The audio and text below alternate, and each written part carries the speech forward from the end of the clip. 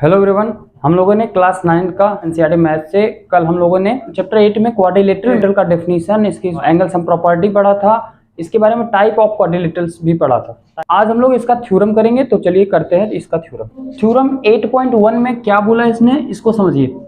A diagonal of a parallelogram divides it into two congruent triangle. Okay, तो इसको हम लोग समझते हैं कि क्या बोल रहे हैं कि एक जो डायगोनल होगा, डायगोनल ऑफ अ पैरेललोग्राम, तो पैरेललोग्राम का कोई भी डायगोनल हो, एक पैरेललोग्राम का कोई एक डायगोनल है जो कि क्या कर रहा है, डिवाइड कर रहा है किसको, इसको पैरेललोग्राम को डिवाइड कर रहा है कितने पार्ट में, तो इनटू टू कॉन्ग्रुएंट ट्रायंगल्स में डिवाइड कर रहा है। ओके, तो ये क्या दिख रहा है हम लोग को, ये पैरेललोग्राम है, यहां पर ये इसका क्या है, ये डायगोनल है, और ये इसको क्या कर रहा है, डिवाइड कर रहा है इस पैरेललोग्राम को कितने पार्ट में, टू पार्ट में, और टू कॉन्ग्रुएंट ट्रायंगल। तो इसमें कितने ट्रायंगल बन रहे हैं, टू ट्रायंगल, ये वन ये टू, तो कितने ट्रायंगल बन गए, दो ट्रायंगल बन गए।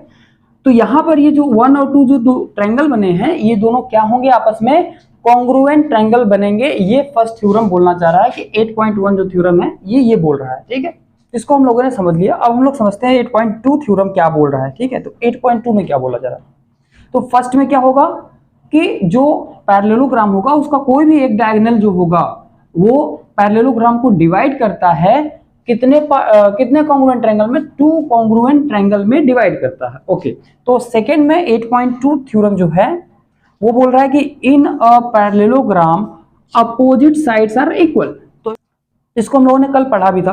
तो यहां पर एक बोल रहा है कि इसी भी पैरेललोग्राम में अपोजिट साइड जो होता है वो क्या होते हैं, वो इक्वल होते हैं। बहुत अच्छे, ठीक है।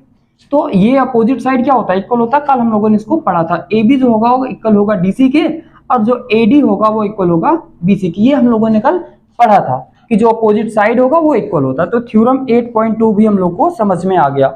अब थ्योरम 8.3 क्या होता है, तो if each pair of opposite side का each pair of a quadrilateral, किसी क्वाड्रिलेटरल का अपोजिट साइड का ईच पेयर जो होगा अगर वो इक्वल है तो वो क्या होगा, then it is a parallelogram.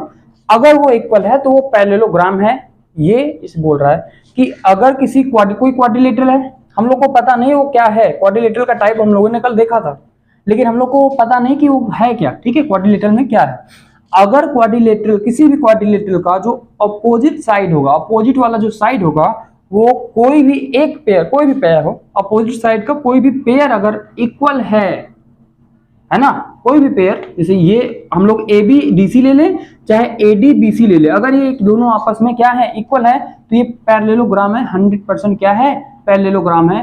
क्योंकि अभी हम लोगों ने देखा कि अपोजिट साइड तो इक्वल होता है पैरेललोग्राम में, इसी का उल्टा दे दिया कि अगर किसी क्वाड्रिलेटरल में अपोजिट साइड इक्वल है तो ये क्या होगा, पैरेललोग्राम होगा। जस्ट उसी का उल्टा है।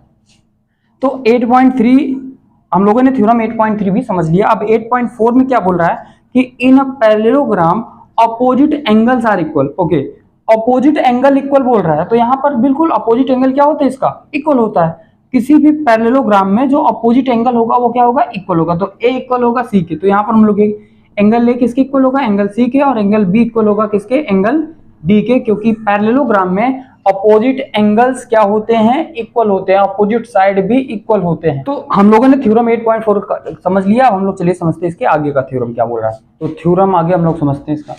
तो थ्योरम 8.5 में बोला है, if in a quadrilateral each pair of opposite angles is equal then it is a parallelogram. Okay, अगर each pair of opposite angles, अगर अपोजिट एंगल का कोई भी पेयर हम लोग लेंगे तो अगर इक्वल होगा, ठीक है, मान लेते ये एंगल इस एंगल की इक्वल है, ये एंगल इस एंगल की इक्वल है, अगर अपोजिट एंगल्स का जो भी पेयर होगा अगर वो इक्वल होंगे तो क्या होगा, वो पैरेललोग्राम किसी भी क्वाड्रिलेटरल में, है ना, ए बी सी डी हम लोग बोल देते। तो ये जस्ट थ्योरम 8.4 का अपोजिट है। उसमें ये बोला था अगर कोई पैरेललोग्राम है तो उसमें हम लोग देख रहे हैं कि ईच पेयर, कोई पेयर होगा अपोजिट एंगल, ठीक है, अगर कोई पैरेललोग्राम है तो उसमें अपोजिट एंगल्स क्या होते हैं, इक्वल होते हैं। ये था थ्योरम 8.4। लेकिन 8.5 में क्या बोला कि अगर कोई अपोजिट एंगल्स का ईच पेयर क्या है, इक्वल है, मतलब ये अपोजिट एंगल इक्वल है, तो क्या होगा, वो पैरेललोग्राम होगा, इसमें क्वाड्रिलेटरल में। ओके, तो ये हो गया थ्योरम 8.5। इसके बाद 8.6 में क्या बोला कि the diagonals of a parallelogram, किसी पैरेललोग्राम का जो डायगोनल होगा वो क्या करेगा, बाइसेक्ट करेगा ईच अदर, एक दूसरे को।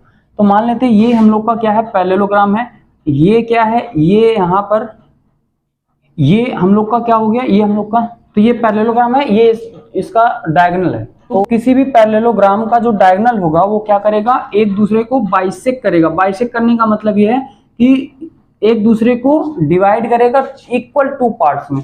तो ये क्या है, ये भी डायगोनल है, ये भी डायगोनल है, इसका मतलब ये दोनों क्या है, आपस में इक्वल है, ये भी क्या है, इक्वल है।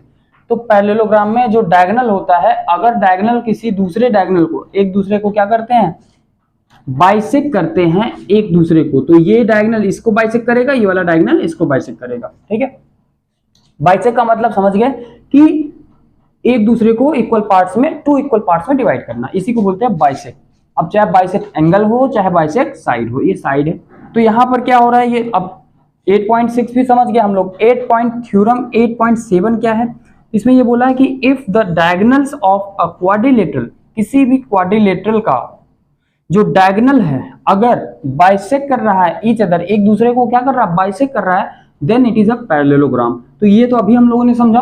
तो जस्ट इसका अपोजिट है ये कि अगर कोई क्वाड्रिलेटरल में जो उसका डायगोनल है वो एक दूसरे को क्या कर रहे हैं, बाइसेक्ट कर रहे हैं, तो क्या होना चाहिए, वो पैरेललोग्राम होगा और कुछ नहीं हो सकता वो। ठीक है, तो हम लोगों ने थ्योरम भी आज कंप्लीट कर लिया। अब हम लोग नेक्स्ट वीडियो में इसके आगे हम लोग करेंगे, तो मिलते हैं नेक्स्ट वीडियो में।